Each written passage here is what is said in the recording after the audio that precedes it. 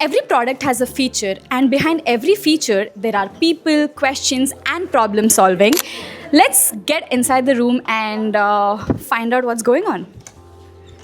Hey guys, what's up? Hi, what's going on? So we've been lately marketing about Flexi AI a lot, right? So I just want to understand how is Flexi AI built and basically get to know about the engineers behind the Flexi AI. Okay, so today we're going to deep dive the engineering behind Flexi AI.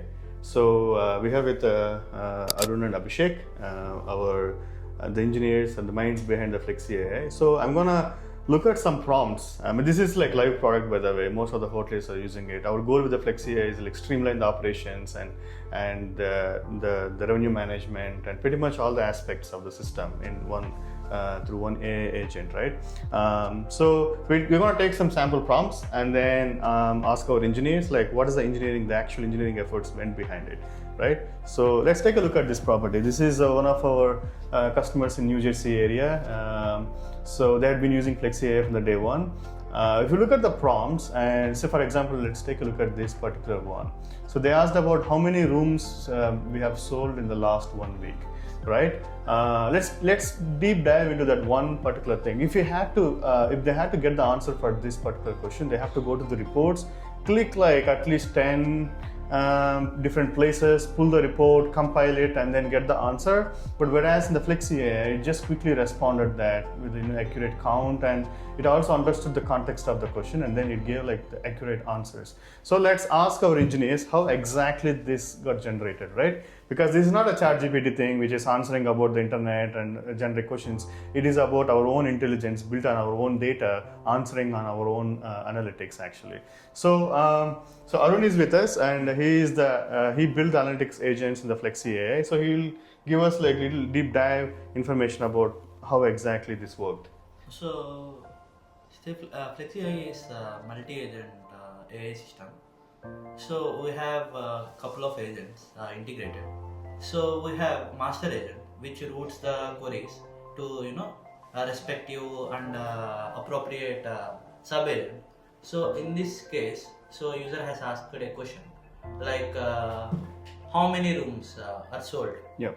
So our master agent analyzes and routes this particular query to appropriate agent. In this case, it routed this query to data agent or reporting agent. So within the reporting agent, we are having multiple tools. Okay, like there can be lots of other queries, like what was the payments collected or something like that. Yeah. But for this particular query, we are having a tool, function tool. So it was that particular tool was called, and within that tool, what we are actually doing is with the help of MCP, we have connected to the database, and we are trying to answer the user query by fetching the data directly from our database. So if I had to put it in simple terms, every query comes to like the master agent. Yeah. The master agent understands the context, Yes. whether this is an analytical query, whether this is a transactional query. Yes. I'll come to you shortly about transactional queries, and then passes the query request to the respective agent. So in that way, it's a truly like multi-agentic architecture, right? So that way.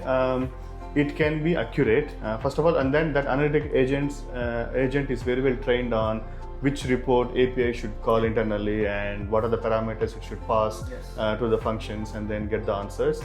And that answers this particular thing. So let's actually take a look at the different and the simple prompt. So this person, maybe that's a receptionist person who joined recently, he don't know how to, or the revenue manager or the salesperson would not know how to change the price. You just ask the Flexi AI how to change the price, right? It came up with a bunch of instructions, and I'm curious because the system is well capable of changing the price, but in this case it chose to give the person instructions on how to do it by themselves rather than it doing it. So Abhishek, I want to ask this question to you, like how did it decides like whether it can do or it should pass the question and understands the question in such a way that it need to instruct them so that they can do. So how is engineering behind it? So basically, as we said, this is a multi-agent orchestration system. We have a master agent and it is connected to sub-agents. So one of that agent is a RAG agent, which has information regarding all the processes that happen in our application. Basically, we maintain an up-to-date Stayflexi documentation every operation is defined. Most of the FAQs are also defined, and also whenever new question comes, those also get updated very frequently. Yeah. So in that, I think we have a question how to update prices to our inventory calendar operations. Yeah. So basically, we built a pipeline from this Stayflexi documentation to our agent service. Yeah. And then this documentation is based on WordPress. This has all the information. This has its own DB. Now this DB is connected with the pipeline to our multi-agent orchestration system. And since this master agent has routed our request to the RAG agent, this RAG agent will fetch the relevant product knowledge.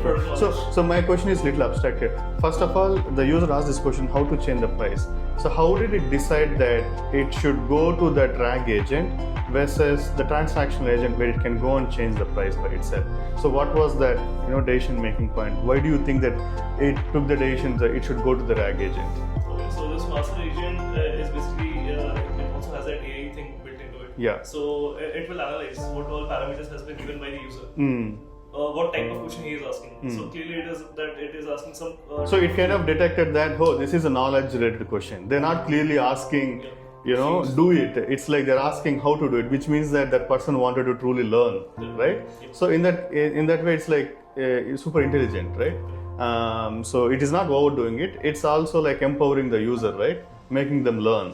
Okay, so that answers that aspect of it. So what you're saying is our RAG agent is very well built out to take all the product documentation, convert it to the embeddings, and store it in the database, so that the product knowledge is up to date and given to the AI, and it can answer anything about the product. And since the knowledge is also converted into vectors, the searching is also very fast. Very fast. Yeah. So which technically means our users don't have to wait for the next update and then watch the videos, YouTube, and then learn the new features or whatever. So they have this AI agent which is already trained. So they can if anything, something is new in the product, they can always ask the AI itself and then learn from the AI. And they can even ask the AI to do it if they're a bit busy or a bit lazy or whatever, right? Okay, so that's if they are being enthusiastic, they can even see links for those. That's interesting. So there are documentation links here. So for example, if they really want to see the video of it, so if they click that link, that takes them to the actual documentation, and then that opens up the video.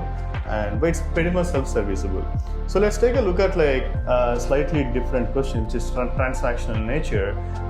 So they've asked the Flexi AI to increase the prices for tomorrow by X dollars, right? And it did it instantly. So two things here.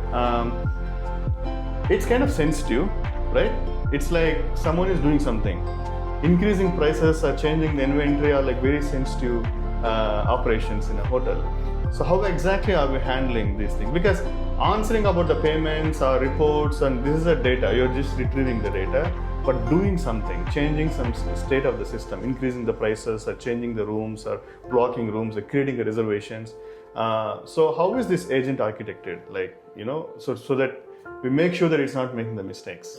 So this is a vast system. We have multiple operations that we can perform in this PMS system. Yeah. So instead of putting all the tools in one agent, what we did is we divided these operations into multiple agents. So one agent is capable of doing things of one particular thing. Like there is a housekeeping agent, there is a rates and inventory agent, there is a revenue agent, there is a review agent which answers the messages and reviews as well. So in this case, it is related to rates and inventory. So master agent will decide, okay, we need to route this to the rates and inventory agent. Rates and inventory agent will see, okay, we need to increase the price. I think that's what they want to do. So then it will see there are certain things that we need to know, that we need to increase the rate prices for this particular room, for this particular channel, and for these particular dates. Right. So these parameters are what this agent needs. Yeah. So if it has all those parameters, it will automatically perform those operations like how we perform in UI. Yeah. But instead of performing some actions, we are just typing. So in this case, it's very tricky, right? This is not that easy to change the prices. In this case, it just looks like it went ahead and changed the prices. Means that it assumed some defaults in the system, right? It took the defaults. For example, it looks like here, this property had configured parent room category, parent rate plan, and then so that way it could simply go and change the parent category, parent rate plan, then it percolated down to all the categories. But if that kind of a configuration was not in the system, would agent come back and ask like, hey, I need more information about to what room categories should I have to change the price? Then there will be a feedback loop until it gets all the information that is required to perform that action. It will keep asking the user, okay, we need this information, we need this information, and then user has to provide key, okay, we need to increase price for 301 for these many dates for these many channels, and then it will perform those actions. Yeah. So basically, it can do the transaction if it's very clear and certain and confident about this is right, and I'm going and doing it. But if it doesn't have some mandatory parameters, or it is not defined or defined in an ambiguous way, it will come back and ask the user to provide those parameters, right? So that makes Flexi AI like very trustworthy Flexi AI platform, and here. This is not just any other AI wrapper we built. It's truly like innovation we have done at Stayflexi on our data, on our platform to make the things and life easy for our hoteliers. So we really hope you guys get out of Flexi AI and then start using it from today.